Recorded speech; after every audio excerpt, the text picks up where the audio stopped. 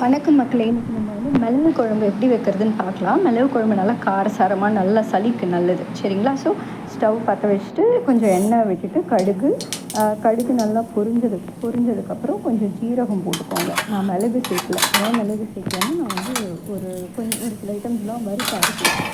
So நான் அதில் மிளகு சேர்த்துட்டேன், அதனால் இந்த மிளகு சேர்க்கல. ஸோ கடுகு ஜீரகம், அதுக்கப்புறம் கொஞ்சம் வெந்தயம் போட்டுக்கோங்க. ஏன்னா அஃப்கோர்ஸ் குழம்பு வத்த குழம்புனா வெந்தயம் போட்டால் தான் அந்த டேஸ்ட் வந்து நல்லாயிருக்கும்.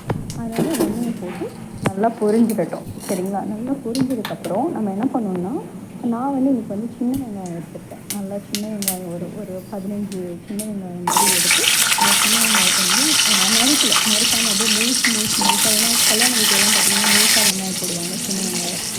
அது ரொம்ப நல்லாயிருக்கும். அதனால் நல்லா முழுசாக போட்டுட்டு அப்புறம் கொஞ்சம் இடித்து வச்சு பூண்டு தூளோட இடித்து வச்சுக்கணும். அந்த பூண்டையும் போட்டுக்கலாம். ஏன்னா அது கொஞ்சம் வாசனையாக இருக்கும், சரிங்களா? அது நல்லா கொஞ்சம் நல்லா இதாகிட்ட எண்ணெயிலேயே கொஞ்சம் வந்து அந்த வெங்காயம் சின்ன வெங்காயம் வந்து நல்லா இது பண்ணணும். அப்புறம் பூண்டு நல்லா ஒரு கைப்பிடி போட்டுக்கிட்டே இருக்கும். 15 கைப்பிடி பூண்டு நல்லா போட்டுருக்கேன். பூண்டு நல்லா போட்டு நல்லா வதக்க ஆரம்பித்தேன். வதக்கினோடனே நல்லா எண்ணெய் பிரிஞ்சு வரும். அப்போ அந்த டைமில் நம்ம தக்காளியும் போட்டு ஒரு 2 தக்காளி நல்லா பழுத்த பழமாக எடுத்து சின்னதாக கட் பண்ணி அதை போட்டு அதையும் நான் சேர்த்து வதக்க ஆரம்பித்தேன். நல்லா பாருங்களேன், எண்ணெய் பிரிஞ்சு வரும். பார்த்தீங்கன்னா உங்களுக்கு தெரியும். அந்த எண்ணெய் பிரிஞ்சு வர டைமில் நம்ம வந்து மசாலாவை சேர்த்துக்கலாம். வீட்டில் அரைச்சி நான் குழம்பு மிளகாத்தூள் வச்சுருக்கேன். ஸோ அந்த மிளகாத்தூள் போட்டுட்டு அதுக்கப்புறம் அதே மாதிரி வீட்டில் அரைச்சி ஒரு மசாலாத்தூள் சோம்பெல்லாம் போட்டு அரைப்பாங்க, அது நல்லாயிருக்கும்.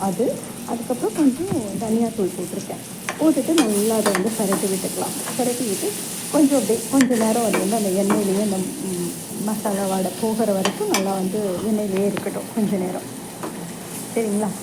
அதுக்கப்புறம் என்ன பண்ணணுன்னா, அதில் வந்து நான் வந்து புளி வந்து கொஞ்சம் ஒரு நெல்லிக்காய் சைஸு புளியை வந்து கரைச்சி தனியாக எடுத்து வச்சுருக்கேன். அந்த புளி தண்ணியை நம்ம இதில் கலந்துடலாம்.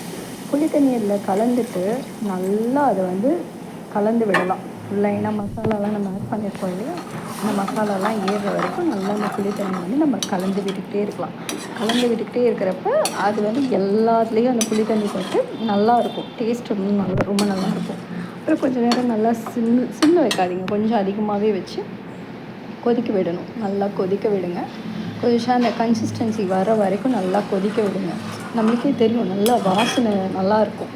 அந்த கன்சிஸ்டன்சி வர வரைக்கும் நீங்கள் வந்து நல்லா கொதிக்க விடுங்க. அதுக்கப்புறம் நான் வந்து வறுத்து அரைச்சேன் இல்லையா, மிளகு, ஜீரகம், சின்ன வெங்காயம், பூண்டு, அதுக்கப்புறம் வந்து கொஞ்சம் கொத்தமல்லி, அந்த தனியா கொத்தமல்லி, காஞ்ச கொத்தமல்லி, அப்புறம் கொஞ்சோண்டு தேங்காய், இது எல்லாத்தையும் எண்ணெய் விட்டு நல்லா வறுத்து இந்த அரைச்ச மிக்ஸ் தான் இதில் போட்டிருக்கேன்.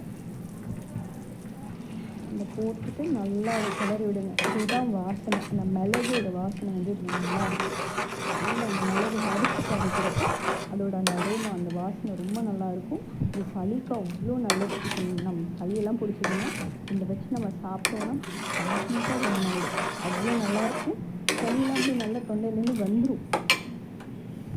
ஸோ இது நல்லா கொதிக்க விடுங்க. கொஞ்சம் நேரம் கொதிக்க விட்டால் பாருங்கள் எண்ணெய் பிரிஞ்சு வருது. அப்போவே நம்மளுக்கு தெரிஞ்சிடும். உப்பு தேவையான அளவு போட்டுக்கோங்க. நான் கொஞ்சம் வந்து சர்க்கரை போட்டுக்கிட்டேன். ஏன்னா சில பேருக்கு வந்து கொஞ்சம் அந்த மிளகு குழம்பு வந்து கொஞ்சம் லைட்டாக திக்காக இருந்தால் நல்லாயிருக்கும். கொஞ்சோண்டு ரொம்ப கம்மியாக போடணும், அந்த டேஸ்ட் நல்லாயிருக்கும். எப்போவுமே மற்ற குழம்புலையும் நான் போடுவேன், மிளகு குழம்புலையும் போடுவேன். அது ரொம்ப டேஸ்ட் நல்லாயிருக்கும். ஸோ இது போட்டு நல்லா கொதிக்க விடுங்க. கொதி வந்தோடனே எடுத்து இறக்கி வச்சிடலாம். நல்லா கொதி வரணும். இதை பாருங்கள், ஃபைனலாக நான் சாதத்தையும் போட்டு பிசைஞ்சு அதோடு வச்சு காட்டுறேன். ரொம்ப சூப்பராக இருக்குது. Support me guys. தேங்க்யூ.